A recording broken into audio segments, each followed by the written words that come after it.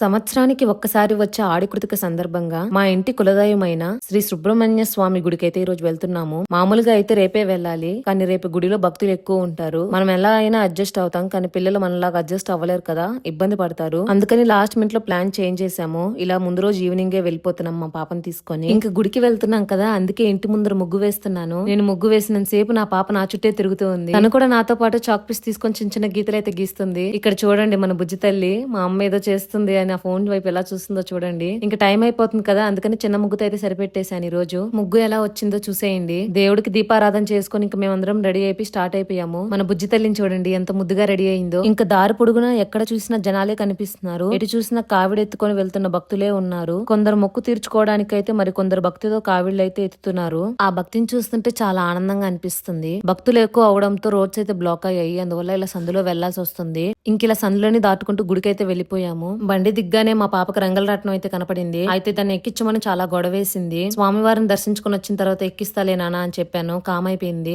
ఇదిగోండి ఇదే స్వామివారి ఆలయం. ఈ కొండ మీదే స్వామివారు ఉంటారు. ఇంకా క్యూ లైన్ లో అయితే వెళ్ళిపోతున్నాము. చూడండి మేము అనుకున్నట్టే చాలా తక్కువ జనాలే ఉన్నారు ఇక్కడ. ఇలా వెళ్ళినప్పుడే పిల్లలకి మనకి కొంచెం ఇబ్బంది లేకుండా ఉంటుంది. మా పాప మా ఆయన అయితే నాకంటే ముందే ఎక్కేస్తున్నారు. ఇంకా వాళ్ళని వీడియో తీస్తూ వెళ్తూ ఉన్నాను. ఆ గుడి మెట్లు ఎక్కుతున్నంత దూరం నేను వినే ఒకే ఒక్క పదం హరోహర హరోహర అని. భక్తులందరూ ఆనందంతో ఆ స్వామివారిని స్మరిస్తూ హరోహర అంటున్నారు. ఇంకా చివరికి పైకైతే ఎక్కేసాము. ఇక్కడ కూడా చిన్న క్యూ అయితే ఉంది. నేను లోపలికి వెళ్ళాక ఎటువంటి వీడియోస్ అయితే తీయట్లేదు. ఇక్కడ వీడియోస్ అలాంటివన్నీ నాట్ అలౌడ్. అందుకే క్యూ వరకే మీకు చూపిస్తున్నాను. ఇంకా స్వామివారి దర్శనం అయితే చాలా బాగా జరిగింది. దర్శనం అయిపోయిన తర్వాత మళ్ళీ కిందకి వచ్చాం. గుడి ముందు ఇంకా చాలా మంది జనాలు ఉన్నారు. ఇంకా అలా ముందుకు నడుచుకుంటూ కోనేరు దగ్గరకైతే వచ్చేసాము. ఈ కోనేరులోనే స్వామివారికి తలనీలాలు సమర్పిస్తారు. ఇక్కడే స్నానాలు చేసి స్వామివారిని దర్శించుకోవడానికి వెళ్తారు. ఈ కోనేరు మొత్తం భక్తులతో నిండిపోయి చాలా అందంగా ఉంది చూడడానికి. ఇంకా మన బుజ్జితల్లి అడిగినట్టే రంగలరాట్నం అయితే ఎక్కించాము. చూడండి మన చిటితల్ని ఎంత సంతోషంగా ఉందో. లైటింగ్ సరిగ్గా లేకపోవడం వల్ల ఏమీ కనబడట్లేదు. ఇంకా సేపు తర్వాత బొమ్మలు కావాలి నాన్న అని అడిగింది.